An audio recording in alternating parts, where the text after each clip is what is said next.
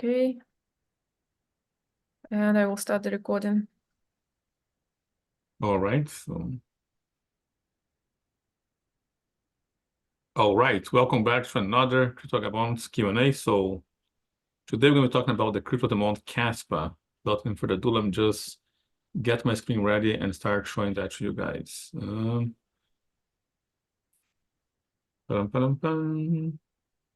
know when you can see my screen. So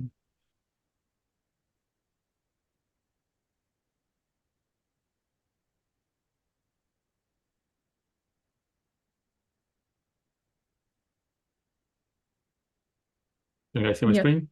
Yeah, it's all good. All right then. So just keep in mind that any content we produce is only for informational, educational, and entertainment purpose only. We're not financial advisors. We do not intend to become financial advisors. So this crypto Q&A occurs every Wednesday at 1 p.m. Eastern Time. And obviously, you can interact with us Tuesday to Friday on Clubhouse, obviously here on YouTube, Instagram, and X. So today we're going to be talking about the crypto of the month. And the crypto of the month today is Kaspa. Now, the roadmap of today is we're going to briefly cover what is Kaspa. We're going to be talking about a few features of Kaspa. We're going to be talking about blog DAG, which is one feature of them, and one conclusion, which is my final thoughts on this project. Now, Kaspa was launched in November 2021, and with 95% of its coins to be mined by July 2026. There's a few similarities between Kaspa and Bitcoin. Now, Kaspa is a decentralized, open source, and scalable peer-to-peer payment network and cryptocurrency. So they are focused mainly on to be a payment network, but also they intend to become a smart blockchain, which means will enable smart contracts in the future. Now, Kaspa has unique features. One of them, obviously, is scalability. It is inflationary. There's something similar to the issuance of Kaspa, which is similar to the Bitcoin issuance. And also the characteristics of operational without central governance. So it's highly decentralized, just like Bitcoin. There's going to be more similarities between Kaspa and Bitcoin as we go into this presentation. Now, one main feature that makes them unique, but they're not the first one to try, is the block tag. Now, they use very complex language, which is direct, acyclic, graph, DAG architecture, which allows for block rates at minimal confirmation times. Now, I'm going to try to explain this to you. Kaspa is not the first one to do this. Other blockchains try to do this. But the idea is to arrange the possibility for multiple blocks at once. So for instance, Bitcoin has about 10 blocks on average every 10 minutes. Kaspa's blocks, instead of having one block, if there's need for more data, they will make multiple blocks and then 2 or 3 blocks, which means you can have multiple blocks issued at once or created at once. So it gives you the image similar to what you see here on the back. So for instance, here we have 3 blocks. It's an image on the background, then it's 1 block, then 2 blocks, 1 block, and then again 3 blocks. So depending on the amount of transactions or amount of data, blocks will be created. Now, the acyclic graph here means all those blocks has one single direction, which means it's a spider web going in one direction instead of like the possibility of being on a loop. So that's what this part here, acyclic graph, means, which means, yes, there's possibility for multiple blocks, but those blocks are going to be going in one single direction. That's the best way I can simplify what they do. Now, they claim to be the fastest and the most scalable layer 1, and with instant validation, transactions occur pretty much the confirmation validation every second because they create at least 1 block per second. That means you don't have to wait. It is possible to pay for a coffee on a Starbucks or pay for anything because every second there is 1 or multiple blocks. So as I just mentioned, unlike Bitcoin, where the blocks will occur on average every 10 minutes, Kaspa can produce 1 block at least per second. So the confirmation for the block is 1 second, and there is multiple blocks possibility, as we mentioned on the graph. So Kaspa uses proof of work, consensus mechanism, which is again similar to the Bitcoin network, borrowing the same principles from the Bitcoin network. The main difference is, of course, is the ability of multiple blocks in 1 second, but it is a proof of work mechanism. Now, it has some element of scarcity, of course, not 21 million as Bitcoin or 36,000 as Ethereum Finance, but it has a scarcity. There's a cap on the issuance of Kaspa. Now, as I mentioned to you, they have the same principle as Bitcoin, where the issuance is cut in half every so many blocks. So the native crypto, the native asset on the blockchain is KAS, K-A-S. Today, the supply is around 24.49 billion. They have a cap around 28 billion. So at one point, all the KAS coins will be issued, and there will be no more KAS to be issued. So it had no pre-mine. It's just miners, just like Bitcoin. You get the hardware, you decide to mine, you can get Kaspa. So because they have limited supply, there's a potential for wider adoption. Kaspa, like Bitcoin, could become a hedge against inflation and traditional financial uncertainties. This is what they claim. I'm not so sure because there's a lot. There's 28 billion as a cap, but there will be a point where there will be no more coins being issued. And at that point, we can have an idea of what may happen with Bitcoin once the supply or the issuance is not as many. So Kaspa is going to be pretty much one way for us to look at this, because before 2030, all the coins are going to be issued. Now, if they do implement the smart contract capability, there's likelihood to be a more demand. I see Kaspa as a good currency, not so much as an asset that's going to increase in value forever. Now, as I just mentioned, it's much more of a currency than Bitcoin. I don't like when people call Bitcoin a cryptocurrency, because it is not a currency. I don't think it could ever be a currency. And if you do not know what I'm talking about, currency comes from the word currents, which is what we use to exchange and trade goods and pay for services. For instance, the dollar is a currency. Now, things that are assets or money not necessarily become a currency.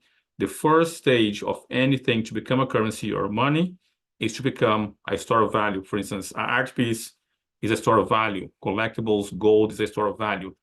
Now, the moment we start to use that as a medium of exchange, that thing has a potential to become currency. Bitcoin so far has been a great store of value. Very few people use Bitcoin as a currency in terms of medium of exchange.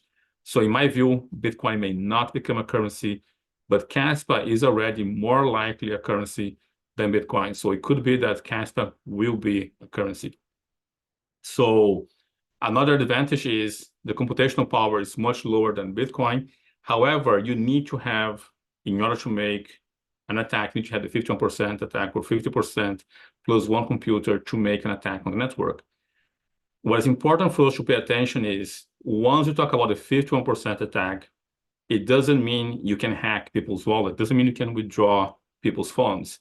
That hack means you can double spend the Kaspa or the balance that you already have. When people talk about Bitcoin and the 51% attack, they're talking about the possibility of you having a balance, let's say, of 1 BTC and be able to double spend that one single BTC. That is what the 51% attack is. It is not someone hacking your wallet, getting private keys, and emptying your wallet. So when people talk about the 51% attack, remember, it is not an attack on your balance on your wallet. It is an attack allowing people to double spend. Obviously, if that happens, the value of your currency or the value of your asset will go down. For how long, we do not know. But don't be scared of the 51% attack, because it is not an attack on your balance. Now, Kaspa does have lower fees, specifically because of the system of multiple blocks at once. Now, to me, it is more viable to use, or more suitable to be used on a daily basis because of the lower fees. Bitcoin has gone to higher fees. Ethereum has gone to higher fees. I think only Kaspa and Cardano has not have higher fees. So the fact that it has lower fees, it remains a good currency or potential good currency. Same thing for Solana. Solana also has a potential for being a good currency. The only issue that I have with Solana, which I haven't seen with Kaspa, is the size of the blocks and the amount of data that's going to be stored. I think that issue will come to Kaspa once they become a smart contract enabled or they enable smart contracts on their blockchain. They use the K-heavy hash, which is an algorithm specifically designed for mining Kaspa. Now, it can be mined with different hardware, GPUs, and also there's another hardware with a microchip that enables you to reprogram the microchip. So there's two different hardware that enables you to mine Kaspa, but they have their own algorithm. Just like BTC has one specific algorithm and is a specific hardware, Kaspa is different. Kaspa has a specific algorithm, but there's different hardwares that can mine Kaspa.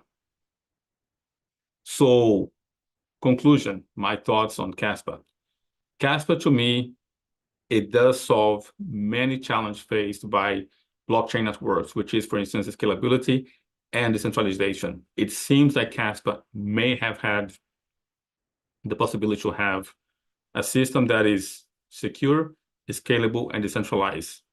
We're going to see if that actually carries out when they enable smart contracts. We also have to see if there's going to be forks in the future, but they have managed to find a way, at least for now, given the usage of the network, to kind of solve the trilemma. Now, let me go back here. I do see Kaspa as a viable currency. I think eventually it will become a currency. I'm not sure about what's going to happen when they enable the smart contracts, but just for disclosure, I'm not saying to you what to do with your money. I have bought some Kaspa. The price today is about 14 to 16 cents, depending on where you buy it. I think it has a potential to grow in the future. I don't think it's a great asset like Bitcoin. I don't think it's going to increase in value significantly, but I use the BNB for payments. I know a lot of people who use other blockchains for payments. I think eventually I'm going to be trying to use Kaspa for payments. I think it's going to be better than Litecoin. I use Litecoin for payments.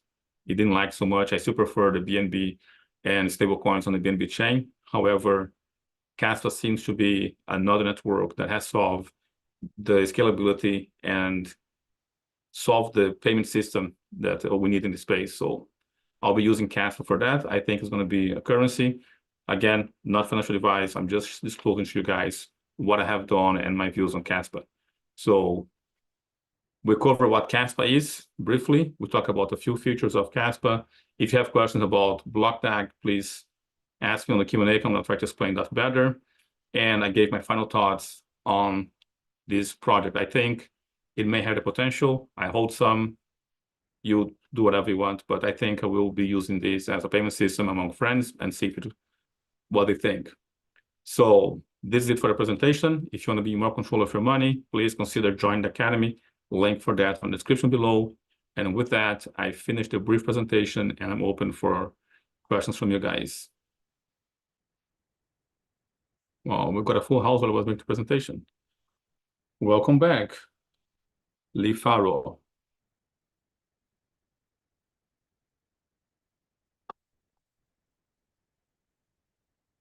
And the not near. Thank you both. Well, That's good. It's good to be back. Very good. I saw you a few weeks ago on Clubhouse. I was like, okay, she's doing well. Yeah. The scare passed. Now it's just stay vigilant, right? Yeah, but that's not a problem. I'm all good again. Okay, good to hear that. Yeah. Thank you so much. I appreciate it. Thank you for welcoming me back. Wow. May I know which time zone you're in? West Coast. West Coast, okay. Well, good to hear. Yeah. 3 hours ahead or behind. Yes. Okay, so has anyone here known about Kaspa before? Any questions regarding Kaspa or anything else?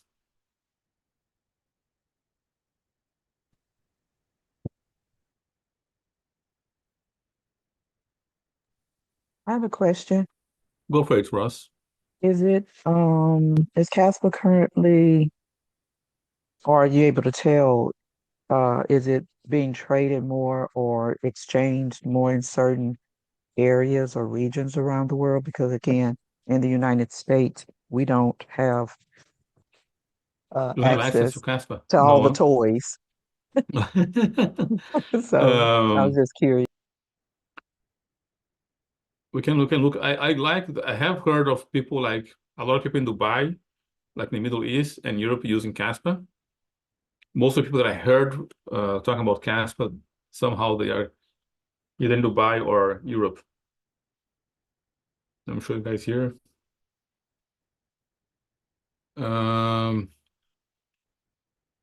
It is available on Gate.io, Bybit, Maxi, KuCoin, BitGet, Bing, OrangeX, CoinX, Bitmart, and Wax. So I don't see any exchange that serves American public here, but it's available in a lot of like small exchanges. BTC, Fimex, ByDefi, yes, KuCoin again. It's available in a lot of exchanges though, but none of the major ones or the ones that serve the US public. So maybe I should share my screen and show you guys.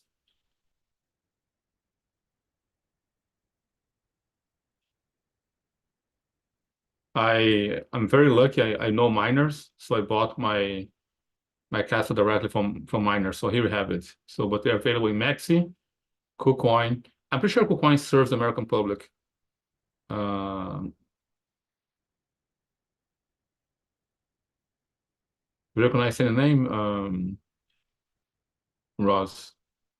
I don't recognize any names here. That maybe KuCoin is the only one that I see possibly serving the US though. No, I don't recognize any of the names. KuCoin is the only one, but I'm not actually familiar with it. Oh, yeah, Novadax is another one that I know. It serves the Brazilian market. You can see the BRL here. Novadax serves Brazil. Yeah. Yeah, so total there's like 42 exchanges that Kaspa is on. But like I said, I bought mine directly from miners. I have friends who mine Kaspa. So that's how I acquire mine though. So let me stop sharing.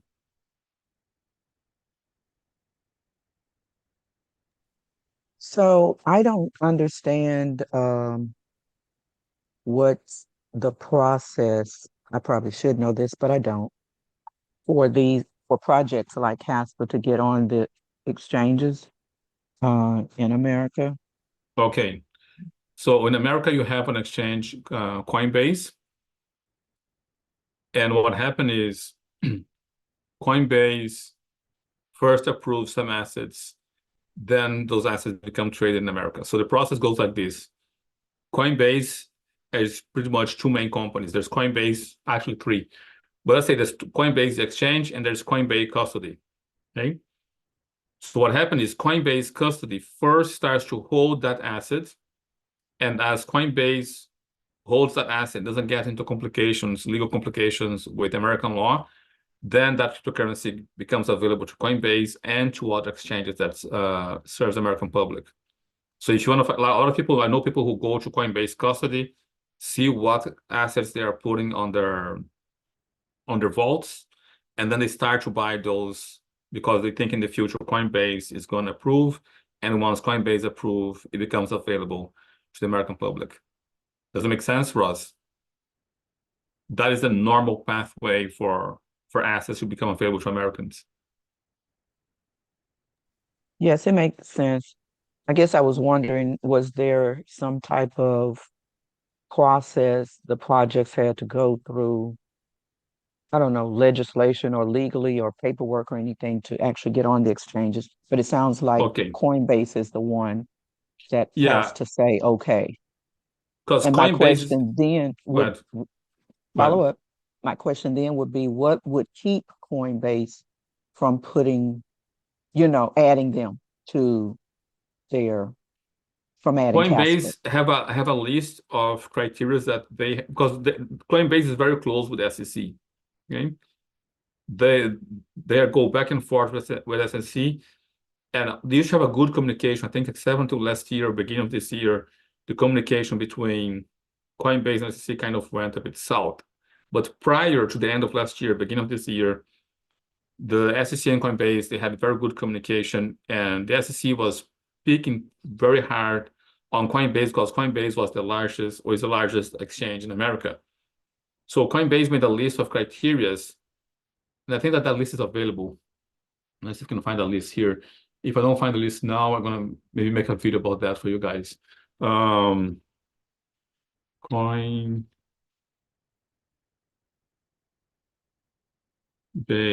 criteria for okay. So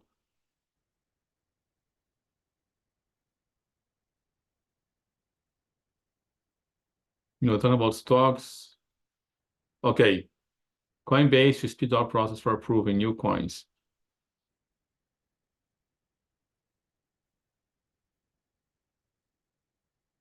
Oh, they are Dogecoin. There's an article here. Let me just share my screen. I used to have that document on how they approve ROS. But I'm gonna make a note there. Let's make a video about how they approve. But here we see Coinbase is processing approving new coins. They add Dogecoin CEO. So Brian Armstrong doesn't want to get into trouble with SEC. So he looks at certain key points and saying, no, he's particularly dedicated. No, this is just talking about the Dogecoin.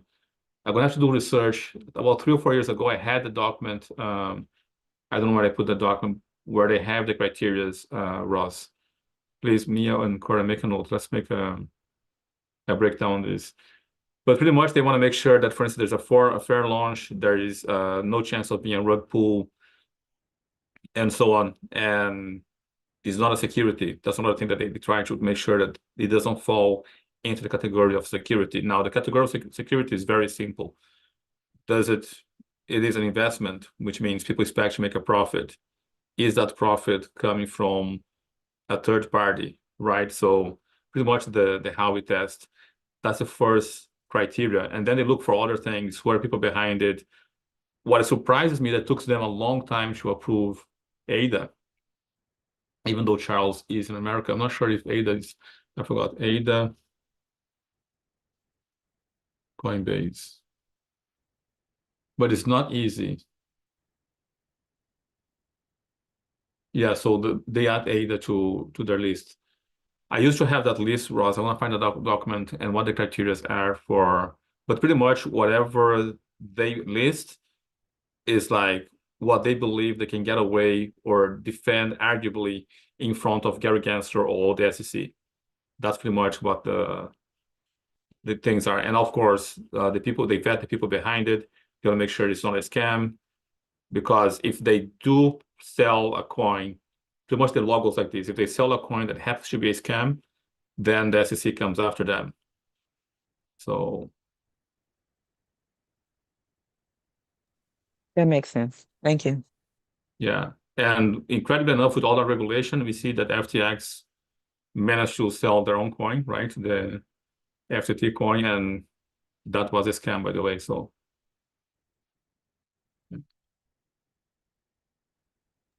I just wondered if there were any red flags regarding this project, especially since it is open source.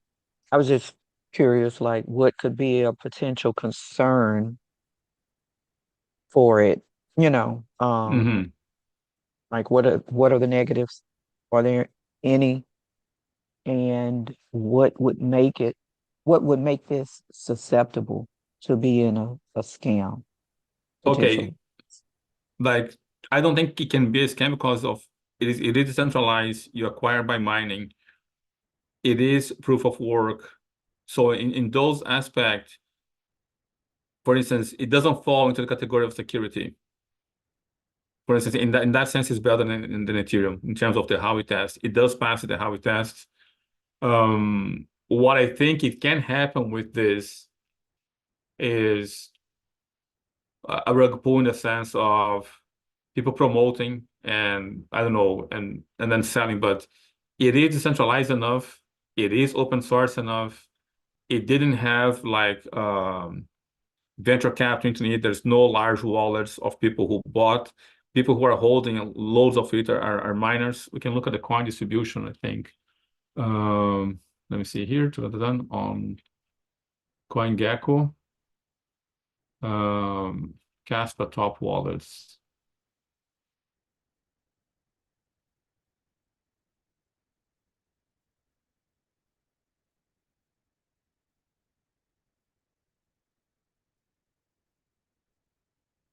And just got this here.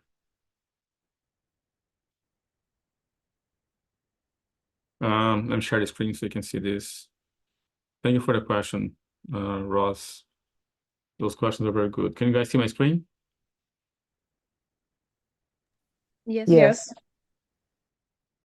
So you can see here the top 10,000 addresses of Kaspa, right? The top one holds 4%, 2%. So it's very well distributed, as you can see here. So the rug pull is pretty much out of question. You see? The wallet that holds the most has 4% of Kaspa. So let's put 100 per page, makes it easier.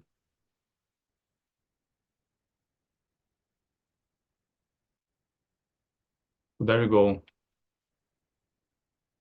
It's very distributed. So the rug pull is not part of our concern, Ross. Most wallets hold less than 1%, like even a tenth of 1%. See? Hope I'm not going too fast for you guys. Yeah, that's a lot. Yeah. So it's very well distributed. If you compare, for instance, this with top ETH wallets, right? So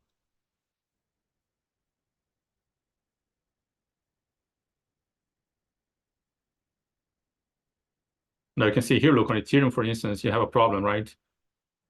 One single wallet holds 41% of all Ethereum. You see? According to their own account.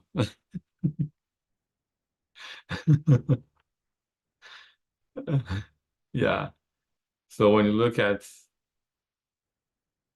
Kaspa, the top wallet holding 4%. So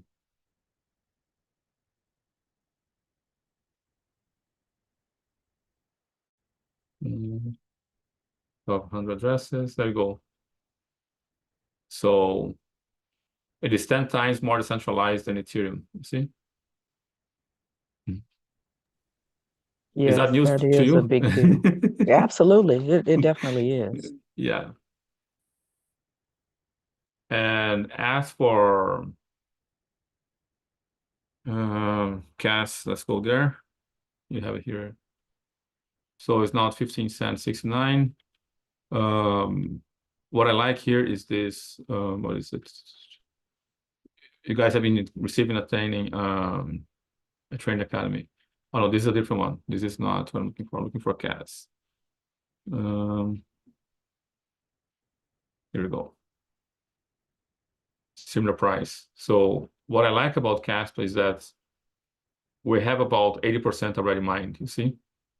So there's no chance for like higher centralization distribution, and the maximum supply is 28 billion. So have about 20% still to be mined. And the issuance of Kaspa, it is similar to the one for Bitcoin. So it is decentralized, and about 80% has already been mined. Where is the website here? LinkedIn, Discord. No, I want to see their own website. Okay, here.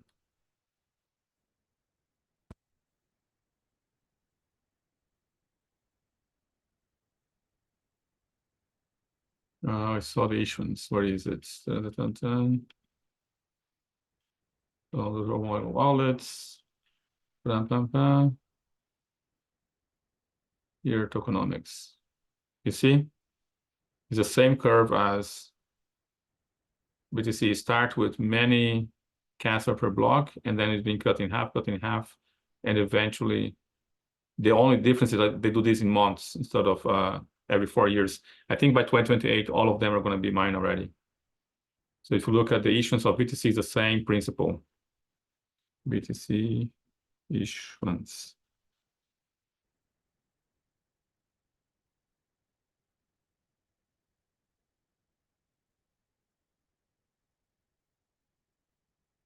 I think it's going to be here.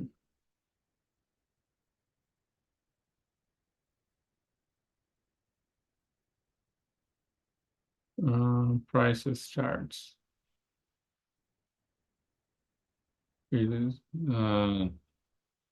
Issuance schedule.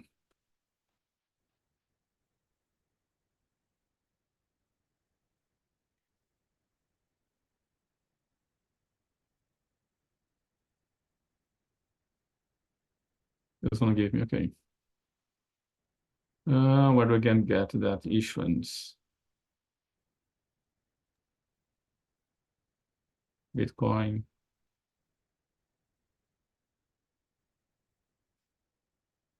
Where I'm going to find that graph, but it's very similar to this one.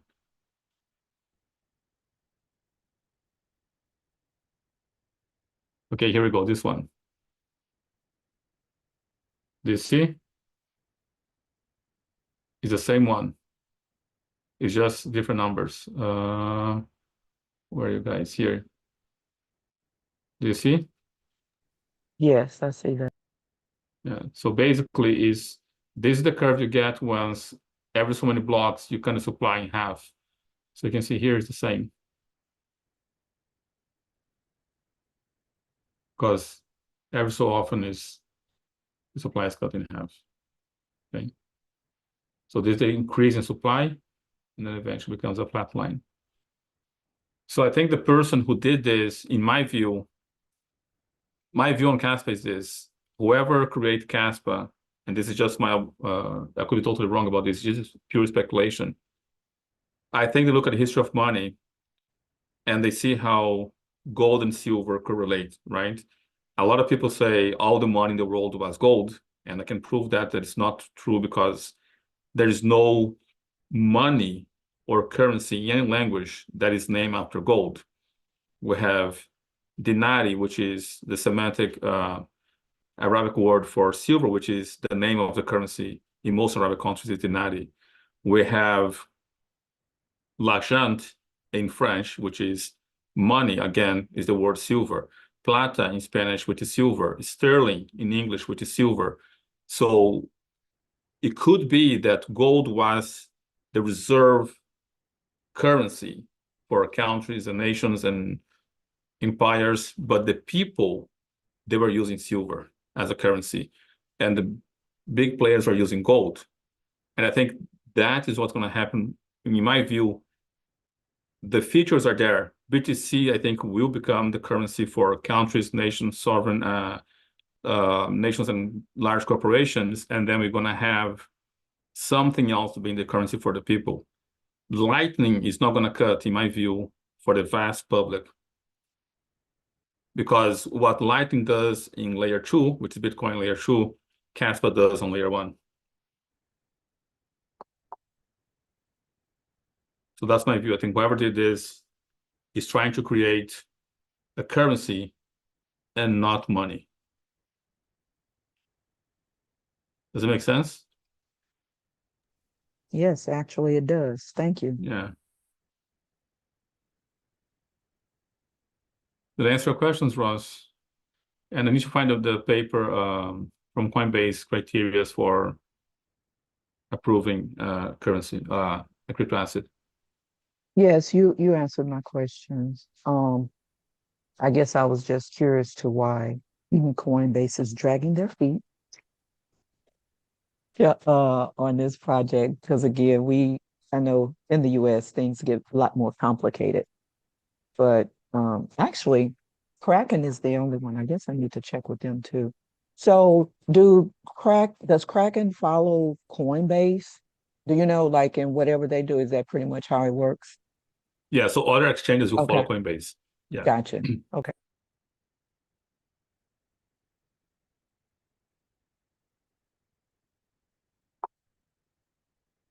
And again, because I think no other exchanges, Gemini is trying to, but I don't think Gemini has a close relationship with Gary Gensler as did Coinbase.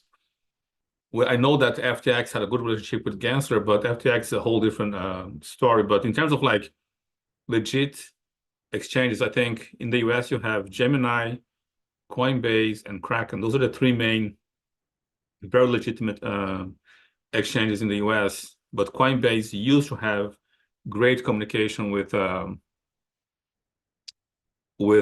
SEC, and that's because they have also the custody service, which, by the way, Gemini is also trying to. I think Gemini has a custody service as well.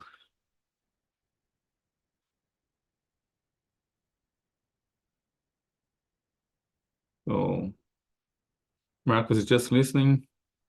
Leave follow if you have any questions. If no more questions, we can call it a day, guys. Marcus, Lee, go ahead. Oh, I just a side note. I'm wearing my crypto vagabond hoodie. I thought I'd let you know that.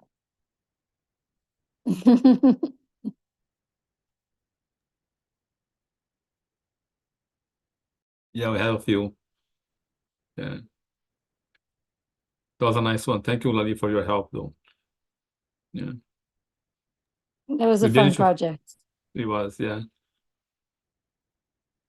I still have a few of those here, though. Need to find people's size and send to them.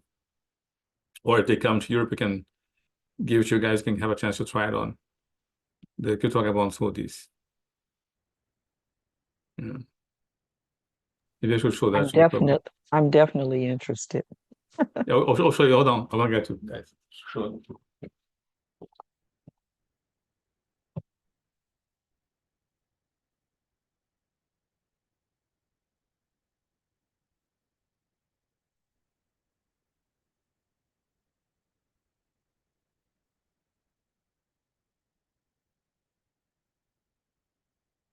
After a long time waiting, we finally got the CryptoVagabond hoodies.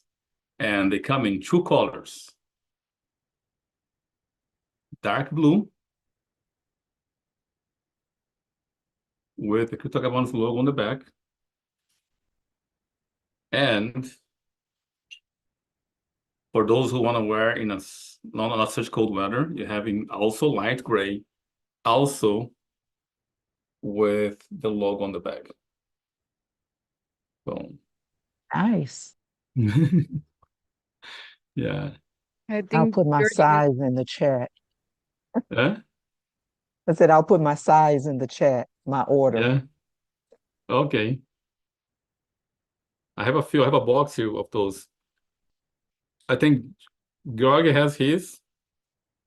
Lali has hers. I think Cora has one.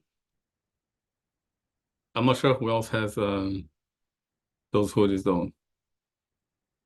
Let's find a way to distribute them to you guys. Yeah, but Ali was here when we ordered them. We went together to the place to get them printed. She was there. She's very good at how can I say this? Looks, appearance coaching. I'm not sure if that's yeah. And Lali was like, no, this color, the logo here. She was like, so thank you, Lali. Used to be my Yes. profession, so it came naturally. And Ross, you know, I'm a petite, short gal, and I got a large, and I love it because it's almost like a house I can live in. Got It's it. really Okay. yeah. So I just thought I'd give you that tip. Yeah. Plus, if you want to be really incognito, that huge hood, can just come right over your head, and I love that size. Now I have to edit my order. I have a feeling you'll be happy you did. Yeah, next time I meet someone who is going to the US, I want to give them some hoodies to bring and then I can ship them to you guys there. Yeah. Ross wants large. Let's go. Okay, I'll send. Give me an address. I can send you, Ross. Ideal for me is to have like a few orders in the US, and then I just send a few to you, Ross, and we can ship them domestically. Does it make sense? Absolutely, that works. Because what happens is like between one hoodie and 5 hoodies to be shipped, the difference is only $20. So like Okay, like the shipping already starts at $70 for me. You see what I mean? So I'd rather send a few than to pay $70 each time. And I'm pretty sure domestically it's going to be cheaper for you guys to send to each other. that makes sense. Yeah. So maybe make a list of those who are in the US and ship to you guys. Yeah. Since I think winter is coming, right, Ross? You know, I certainly hope so. I'm in Texas, so who knows? It doesn't get cold in there?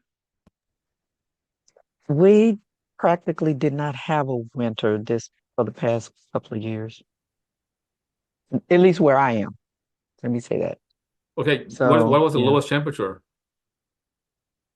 What was Um, no if it shocking got amount? in the 30s, I don't even know if it got in the 30s. If so, it didn't last long. That was the thing, maybe a day or two, but it was very mild, a very mild winter for us here. Other areas north, of course, they got it, but not where I am. But you're talking about Fahrenheit, right? Oh, yes, Fahrenheit. 30 Fahrenheit is cold, Ross. Yeah, but it doesn't last. Not here. It's, if it's 30 for a day or two, that's nothing. That's not a winter. Oh, I see why. Okay, now I see what happens. You guys are pretty much in the Caribbean. That's why. I see another location. I Yeah, it see. gets really hot and humid. Yeah.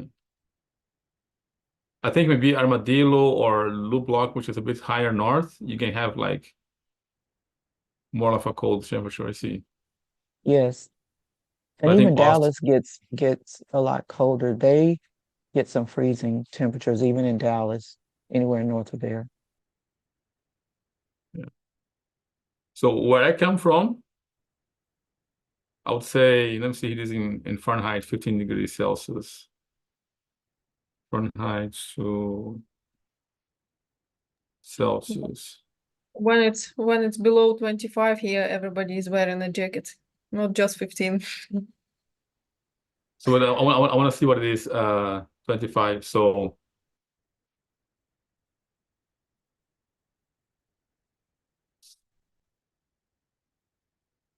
no, not minus. Just okay. So I'm gonna give this to you, Ross. Where I grew up, 77 is cold. 77 is cold. Yeah. Me, I can tell 77 you. degrees Fahrenheit. Yes. People Oh wearing my 70, jackets. gosh. 77 is what? 25? 25, yeah. Yeah. When it's 25 here, was everybody's wearing a jacket and the hat in the morning, and it's really cold. Oh my gosh, that's so funny. Yeah. Look, if it is 59, nobody leaves home. That's fun. It's I'm all telling you, relative. it's, because Exactly, relative. our average temperature where Mia lives, our average like most common temperature through the year is 90 above 90. So whenever it goes to 70, thing stops. And in summer, on the high peak, we have about 110. And Well, humidity. that's what it is, I think, here today, or we'll supposed to get here today, pretty close to 100 in the hundreds. So that's Okay. kind of our normal summers, but Yeah. so that just means I'll need to travel somewhere else with my hoodie where it's Oh cold. yeah. Oh yeah. Yeah. Yeah. That's For the great thing sure. about hoodies, you know, you can just have a bad hair day, have a bad this or that day. You put on your clean hoodie and you're good. Exactly. Yeah. Fashion fashion tips from image Love you. coach Lali. Yes. uh, Well, you took me by surprise with the suits. That's for sure. I wasn't expecting that. But I Oh, think it's fun. It's nice to throw people a curveball. yeah. Can I ask a question Please go for that it. is on another topic? The tribe that you partially grew up with, what is the name of that culture, that indigenous group? Okay, so here's what happened. The tribe itself follows into an umbrella. Okay. Yeah. Okay, so that umbrella, because of the language, it would be the Terena. Okay. Terena. Okay. Yeah, But there are because there's vast difference a, between us and Terena. It's just that they catalog by language instead of by culture. So go ahead.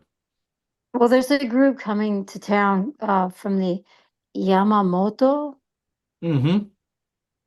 and they're going to be, you know, doing rituals and singing and so forth for all us flower children that like to follow stuff like that.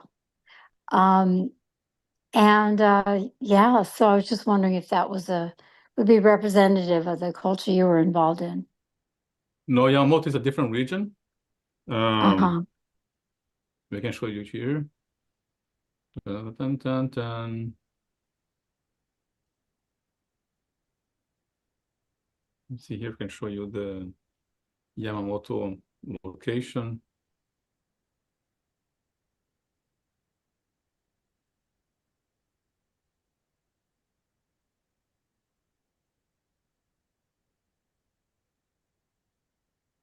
I don't find them here. Yeah, this community that has about 50 acres and lots of different facilities are putting on a 3-day workshop with the Yamamoto medicine people that are coming.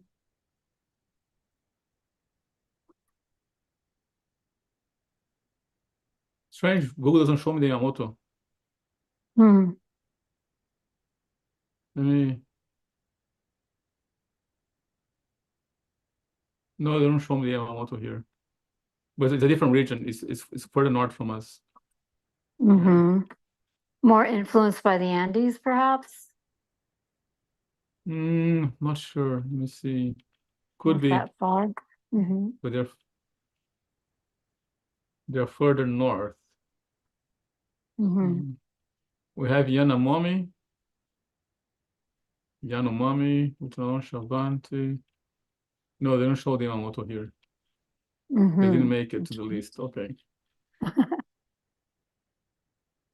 Yeah, some tribes are too small too. Yeah. Mm-hmm. All right, so 10 minutes in. If there's no more questions regarding crypto or Kaspa, I will call it a day, guys, and go about my things. Or I'll be seeing you hoodies. guys, or hoods. I'll be seeing you guys tomorrow at Clubhouse and also on the training for Maxi tomorrow. So, okay. Thank you. Thank you, guys. Appreciate you all. Guys, Ciao. Thank you, Boo. Thank you, everyone. Mia, it's Ciao. nice to be back. nice to see you back, Lali. Thank you, dear. And you too, Cora. It's good to have you back. Thank you. Thank you, dear. Yeah. Ciao. Ciao, querida.